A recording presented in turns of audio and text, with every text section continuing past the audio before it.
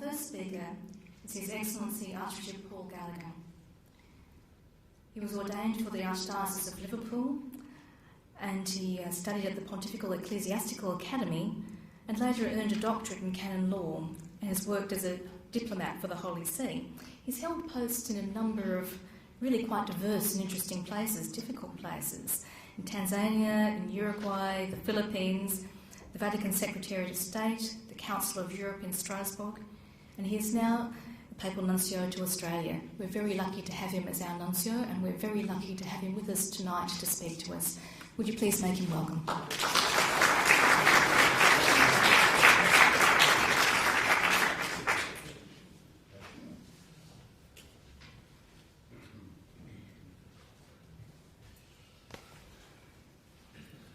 Good evening, everybody.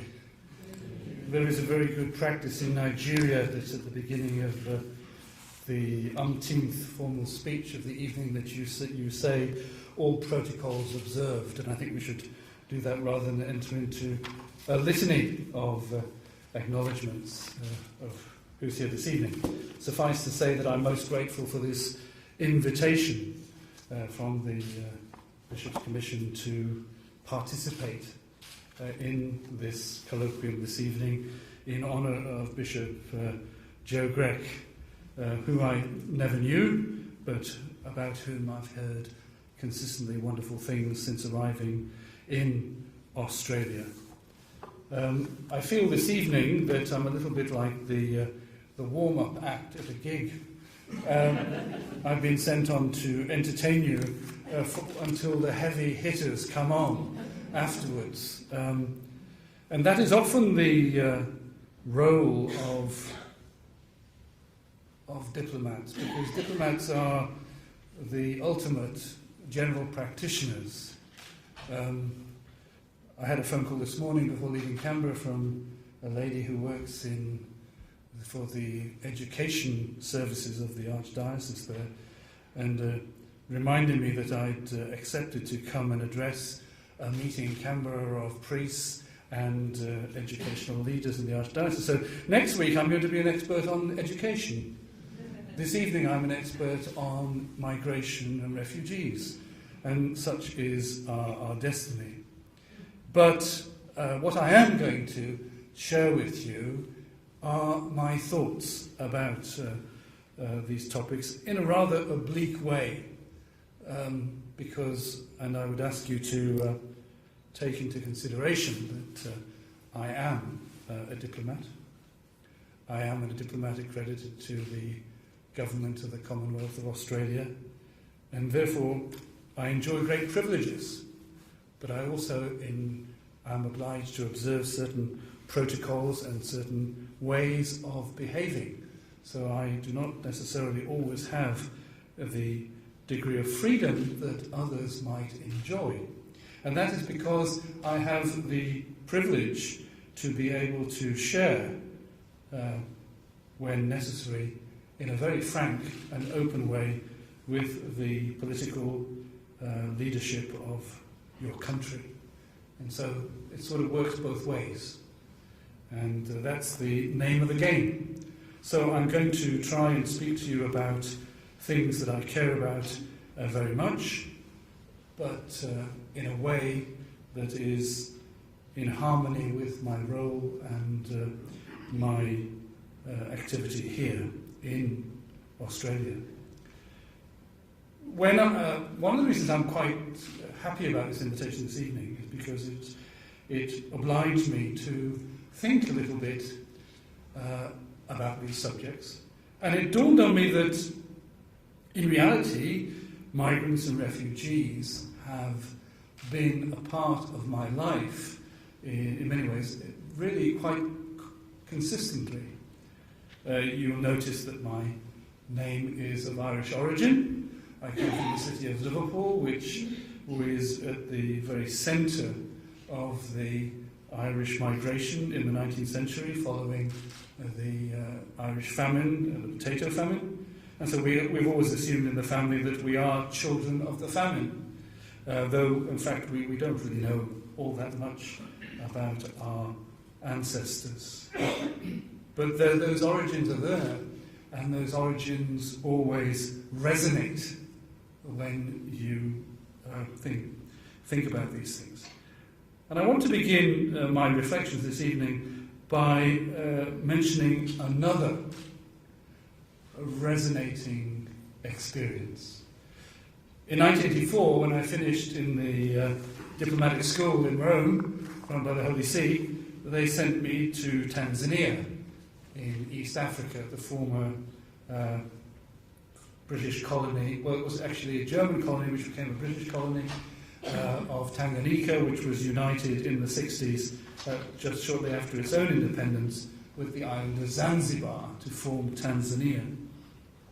And there on occasion, I had the great fortune to journey up to what is called the Rift Valley, which crosses East Africa towards Central Africa. And there, in northeastern Tanzania, there is a place called the Olduvai Gorge. The Olduvai Gorge is the place where Dr. Louis and his wife Mary Leakey did excavations in the 50s and the 60s. And there they discovered fossils of our earliest ancestors, and including the skull of what is called by the paleontologists Homo erectus. And it struck me at that place where I felt profoundly at home. You know, it's one of those rather like sort of a womb experience. And I felt profoundly at home, and I could recognize what the scientists were telling us, that in these fossils, and that Dr. Leakey and his wife had discovered, we see the African origins of humankind. And this leads me to reflect that once Homo erectus stood up, then he started walking, and he has never stopped, going out from that place in the womb of Africa to populate the entirety of this planet today. The second sort of initial reflection that I want to share with you is based on the fact that there is a danger that the issues that we are talking about, for some of us, I recognise not for everybody, can be slightly academic and distant. But as I believe that many of us here this evening are women and men of faith, I think we have to recognise that in the spiritual heritage of humanity is very much linked to migration. In the faith of Abraham and in the faith of Moses, the faith of the Jews and Christians and Muslims, at the very heart of the covenant there is migration.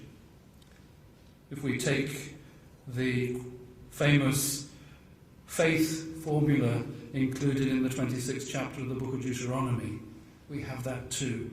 My father was a wandering Aramean. He went down into Egypt to find refuge there, few in numbers.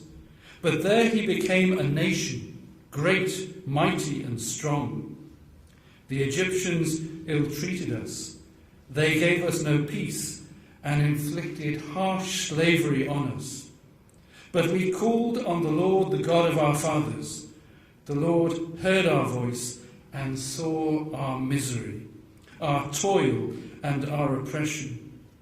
And the Lord brought us out of Egypt with mighty hand and outstretched arm, with great terror and signs and wonders.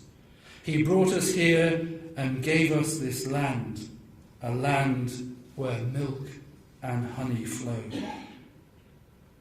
If we take that reading, those words written so long ago and pronounced in various religious traditions ever since, how many people of the world today can hear their own experience resonating, alive, vibrant, actual? And I'd like to share with you just a few of my personal experiences, because as I said, in thinking about this, it suddenly sort of dawned on me that this had indeed been part of my life too. Sandy mentioned a little bit about my sort of biography and the places I've worked, and this is true. But I want to begin with one fact that I came across quite recently to do with my own country of origin. A little vignette for you, which I think might surprise you as much as it has surprised me. I take you back to the French Revolution. In the wake of the French Revolution, which had a very strong anti-religious and anti-Catholic dimension, many priests and religious and fervent Catholics were obliged to leave their country. And most of them travelled to Great Britain, and in particular to England. England, at the end of the 18th century, the beginning of the 19th century, was still a very Protestant country. And the refugees came in great numbers from France. And among these refugees, as I said, there were many priests. And the astounding thing is that the British and the government of Great Britain took them in and gave them pensions and secured their livelihoods for as long as they wished to stay, or as long as they could stay, until they could return to France. And dotted around the south of England, there are many Catholic churches which have their origins in the French priests, les abbés, who came and ministered to their own people and to the local Catholic communities as well. And this is a time when many of the penal laws of England had not been revoked. But it was recognised even then by the people of Great Britain as a humanitarian and not a religious crisis. We move forward a couple of centuries, and I spent 4 very happy years in the Philippines as the sort of number 2 in the Nuncio. And at that time, it was the, if you like, sort of end, the final chapter in the story of the Vietnamese boat people in the Philippines, at least. And it was a time when the question of the closing of the camps was hotly debated in the Philippines. And it was recognised that there was need for a lasting solution to the difficulties of these people. But there were many vested interests. If you establish refugee camps for many years, they become almost cottage industries with many economic interests being involved. But the Nuncio, which I was involved, we very much supported the idea that it was necessary to have closure on this situation. And I'm happy to say that Australia and the US played a very, very important role in resolving the situation of many of those people who were in danger of staying for a much longer period of time in camps. My first job as a nuncio was in the small Central African country of Burundi, at the head of Lake Tanganyika. And there, as you probably many of you know, Burundi was one of the countries in Central Africa which was afflicted by the long-standing animosity between 2 principal tribal groups, the Hutus and the Tutsis. And as a result of the conflicts that had taken place there was a great deal of internal displacement of people. Burundi is a country and a people that in general do not like to live together. They live in small, very small family units, sometimes even one nuclear family on a very small piece of land, but independently of each other. But for protection, it was necessary to move them together to help these vulnerable people in a time of conflict. Unfortunately, many of these villages, which were effectively forms of refugee camps, became permanent because the fear of returning, of being on your own, continued. While I was there too, there was a most horrible incident Bujumbura, the capital of Burundi, is not very far from the Congolese border with the Democratic Republic of the Congo, and many of the tribal group, which is more or less similar to the Tutsis of Burundi, which are called the Banyamulenge, Congo Tutsis. They had come for fear after attacks and things like this as refugees to Bujumbura, and they lived in a camp on the outskirts of the city towards the thing. One night, the raiders came and massacred the majority of the people in that camp, who were made up of women, children and old men. And I had the gruesome duty to assist at their funeral, and also at various moments when the diplomatic corps visited the camp to see what had gone on. And that was a moment of great crisis for the United Nations, because the United Nations mission to Burundi, which went under the name of BINUB, or the Integrated Office of the United Nations for Burundi, was so close to that camp. It was between the camp and the capital city, and yet they were quite incapable of protecting these women, children and old men from the raiders who, as far as I know, this was the explanation that was always given, had come across the border in the night to take revenge on these people. In Guatemala, which was the country I served in before coming here to Australia earlier this year, there was a civil war, or a civil conflict, as they called it, which lasted for 36 years, from 1960 to 1996, and they're still living with the consequences of that. But during the conflict itself, many of the people fled north, away from the army, away from attacks on their villages. And when I was there, President Alvo Colom, he invited his Mexican counterpart, President Felipe Calderon, to come to northern Guatemala, and he didn't explain why. He just said, I want you to come, I want you to go meet these people. And the Mexican president was really quite perplexed by all this. But they went, and there he was received by these people, who then expressed their gratitude that the people in the southern states of Mexico had received them in their moment of difficulty. And he was profoundly touched by the gratitude of the Guatemalans to their Mexican brothers and sisters, who took them in when they had literally nowhere else to go. The Holy See has had and will continue to have a constant concern for the issues of migration and for refugee issues. It is significant that this year the message that was issued is the 99th message issued in the name of the Pope to commemorate these, or to draw attention of the world community to these issues. Obviously in different circumstances and different moments, but it is that for nearly a century the popes and the Holy See have shown this concern.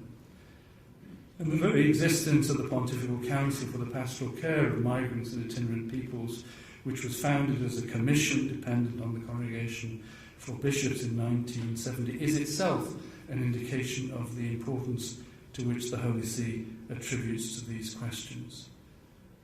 But the involvement of the Church in these things is not just in terms of structures. If we go back to the Second World War, the efforts of the Church in assisting people, refugees, people were fleeing from political persecution of one kind or another, who were taken into the Vatican City itself, or were housed in other places like the Papal Palace of Castel Gandolfo. Real concrete acts on behalf of real people in extremely difficult situations. And this enduring concern of the Holy See, it shares with Catholic communities and institutions throughout the world, and also with men and women of goodwill. As an actor on the international scene, it strives to share, in a spirit of dialogue and understanding, the great difficulties that such situations represent. These concerns and its reflections on the situation also with states and international organisations. One of the points that I wish to make this evening is concerning that I think all of us need to revisit and to take stock of the world that we live in. Today we know so much about each other. We know about the sufferings, the misery and the struggles of people and entire populations. We're living in a very different world from the generations that preceded us.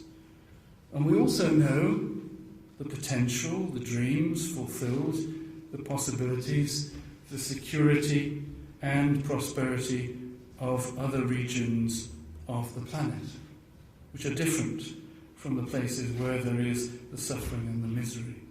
So the mental world, the context in which men and women of the 21st century are living is very, very different.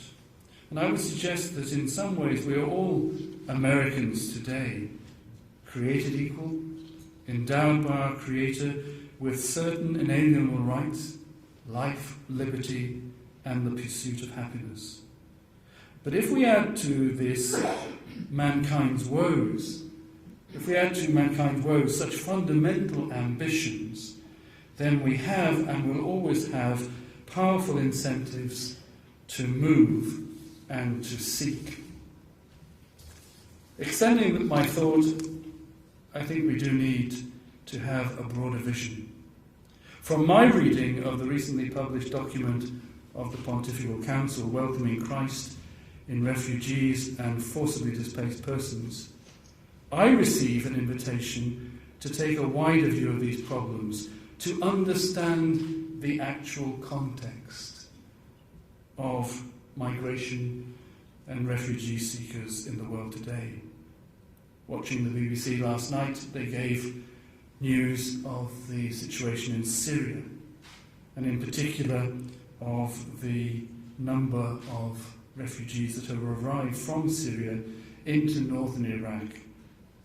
On Tuesday, there were more than 3,500 refugees arrived. In the previous week, 30,000 Syrian men, women and children, which the commentators described as columns of people of biblical proportions, arrived there.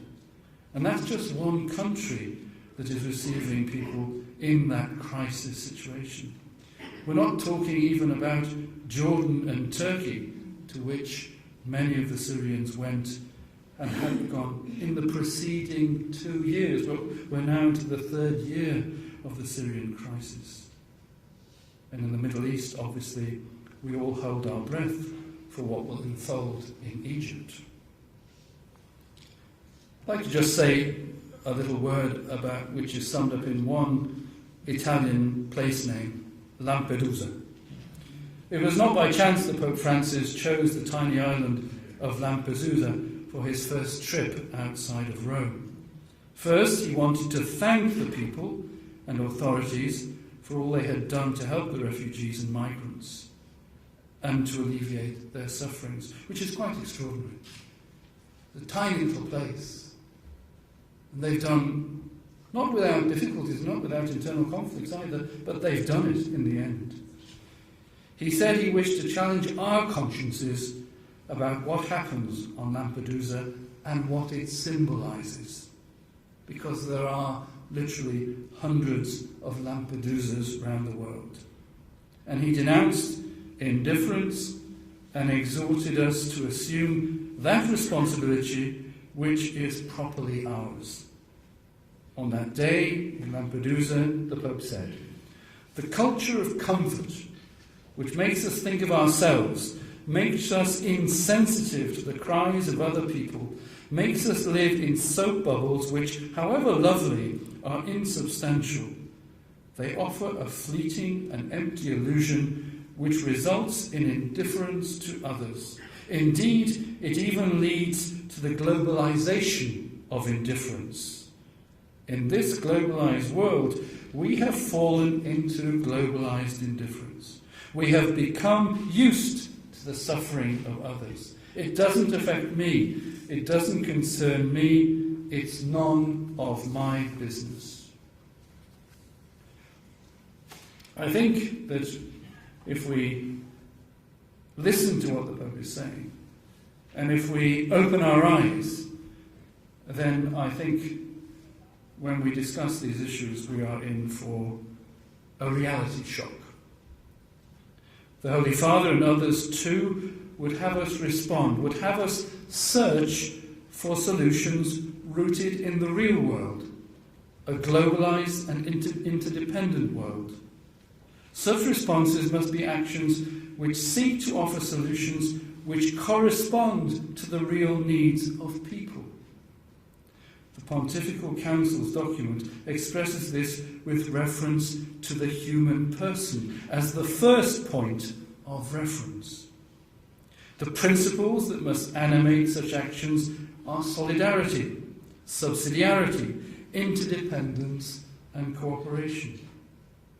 The fate of humanity is a global responsibility of the entire international community, but which devolves upon states and individuals who make up that community.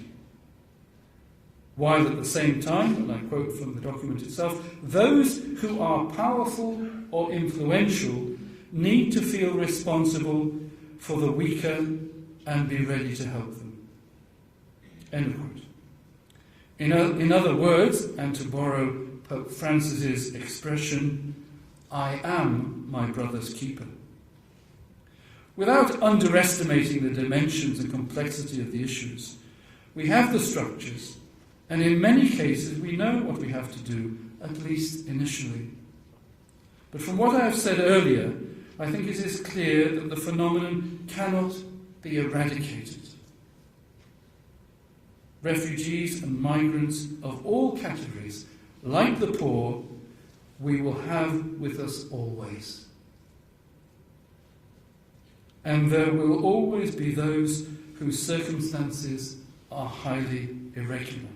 This is what I mean by reality and reality shock.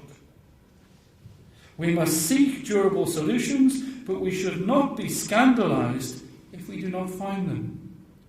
The ethical foundation of our response is in the authenticity and integrity of the response itself, not necessarily the success of the action.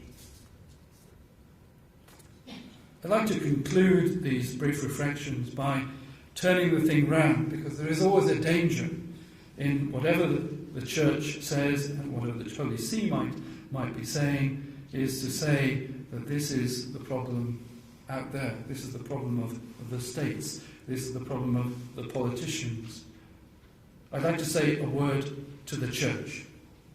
Finally, as welcoming Christ, the document of the Pontifical Council also ends, and as I'm sure Bishop Grech would have encouraged us, it is for us, pastors and members of the Church, to be in the vanguard of any humanitarian response to the plight of refugees and migrants.